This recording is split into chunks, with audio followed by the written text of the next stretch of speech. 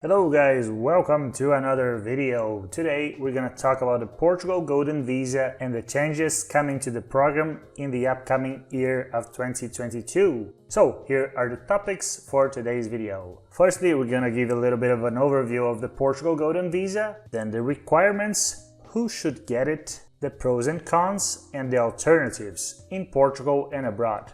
When we're going to talk about the requirements, we're also going to talk about the changes in the Portugal Golden Visa program. And before we start the usual talk, you already know it. If you want to travel, move, or invest abroad, hit the like button, check our other videos, book a consultation call with me. The link is in the description. Let's plan your immigration strategy together. And most importantly, subscribe! Let's start.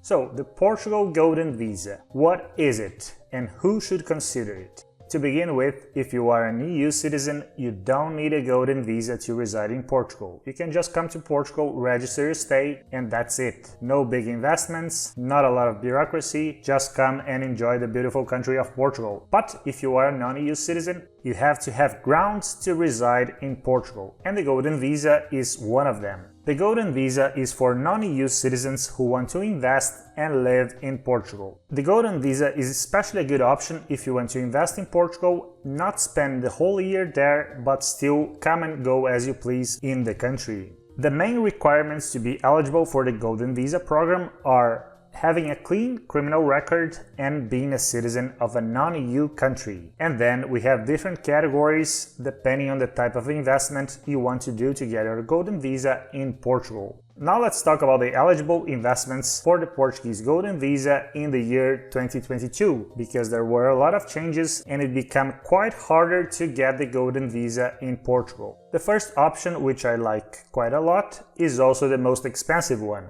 Parking 1.5 million euros in a Portuguese bank. This is the most expensive option, but also the most hassle-free option. Since your money deposit is highly liquid and it is not tied to any property, you have to search for a property, buy a property, and then in the future maybe sell it, or to some kind of fund if the fund is going well or not. In this option, you just park the money in a bank and that's it.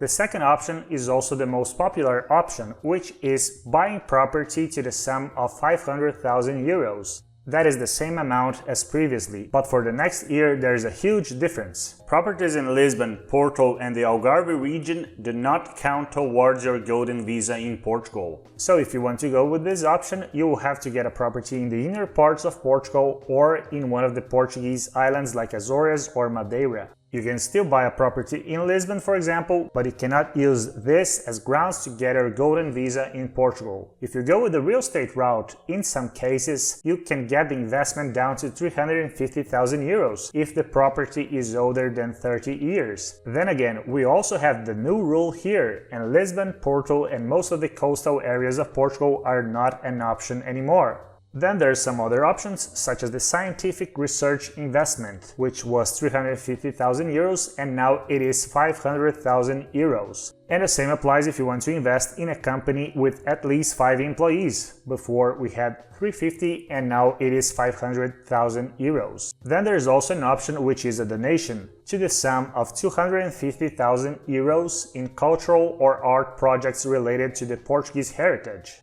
And finally, my favorite option, which is investing in a qualifying Portuguese fund.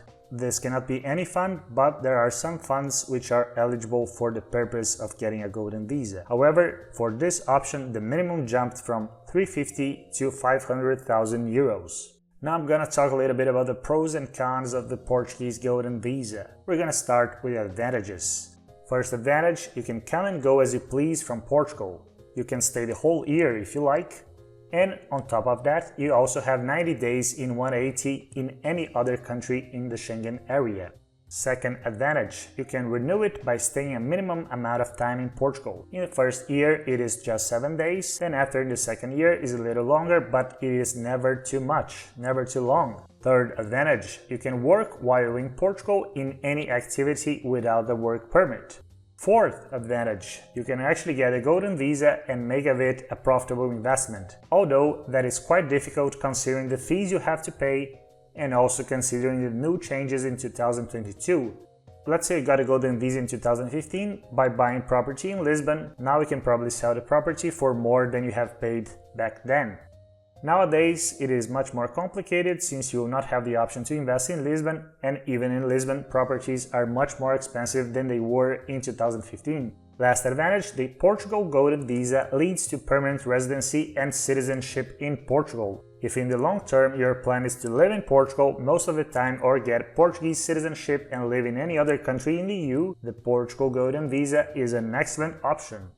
Now let's talk about the disadvantages of the Portugal Golden Visa. First disadvantage. It involves a significant investment that could be otherwise invested in other more profitable business ideas. From a financial point of view, the Portuguese Golden Visa is definitely not the best investment in the market. But if your ultimate goal is getting Portuguese citizenship, the Portuguese Golden Visa is an option. Second disadvantage. If you stay more than 6 months a year in Portugal, you will become a tax resident. Taxes in Portugal are very high. Even if Portugal has the non-habitual residence program, which lowers your tax rates for 10 years, it is still, at the end of the day, a very high tax country. You don't need to become a tax resident to keep renewing your golden visa. So if you stay less than 6 months in Portugal, you will not become a tax resident and you don't have to pay taxes in Portugal. More than 6 months, then you have, and then you can use the Portugal non-habitual residence to reduce your tax bills. In Portugal, even if you stay less than 6 months a year, you can still build up time towards permanent residency and citizenship. Now I'm gonna briefly talk about alternatives to the Portuguese Golden Visa. There are two categories of alternatives to the Portuguese Golden Visa that I'd like to talk about.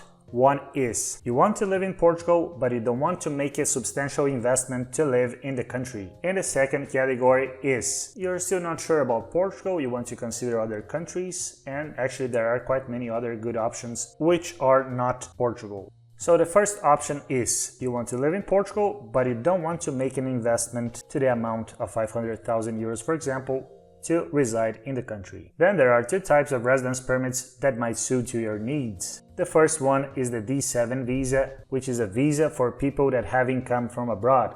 Income from rentals or from dividends or from royalties. And in some cases, people even got this type of residence permit if they have a remote work. This is the D7 visa and you can apply and reside in Portugal. The difference is you have to spend at least 6 months a year in Portugal with this type of visa and you will become a tax resident in Portugal. You can still combine this with the Portugal non-habitual residence program, but you will be a tax resident in Portugal. This visa is very good if you actually want to live in Portugal most of the time and your income is from abroad. The second option is the D2 visa if you want to run some kind of business in Portugal with clients abroad or even in Portugal. Same situation here, you have to spend at least 6 months a year in Portugal to be able to renew this visa and you will be a tax resident in Portugal. And now we're going to talk briefly about alternatives if you are not sure about Portugal, if you think that there might be better countries other than Portugal to reside. One is Spain and the other is Andorra. In Spain you also have a very similar program, which is the Golden Visa in Spain. We have a video about this if you want to watch it. In Spain you have to invest 500,000 euros to buy real estate, but the difference is you can buy it anywhere. You can buy in Madrid, in Barcelona. You don't have any restriction to the city or the town you want to invest in real estate. And in Spain they also have the non-lucrative visa, which is very comparable to the D7 visa in Portugal, but the financial requirements are much higher. And finally we have Andorra. If you have a lot of money and you don't want to pay much taxes, Andorra is a lovely place. But you have to invest 400,000 euros to reside in Andorra if you don't want to work there. You can also become a self-employed in Andorra, and then this would be comparable, for example, to becoming a freelancer in Portugal or in Spain, which are also two options available for non-EU citizens. That's it for today's video. Write down in the comment section what do you think about the Portuguese Golden Visa, if you want to apply, if you don't want to apply, if you think about another country, anything, what you have for breakfast, you can write down in the comment section. And once again, let's finish with the usual talk, which is, if you want to travel, move or invest abroad, hit the like button, check our other videos, book a consultation call, let's plan your immigration strategy together. And most importantly, the most important thing of them all, subscribe! See you next time.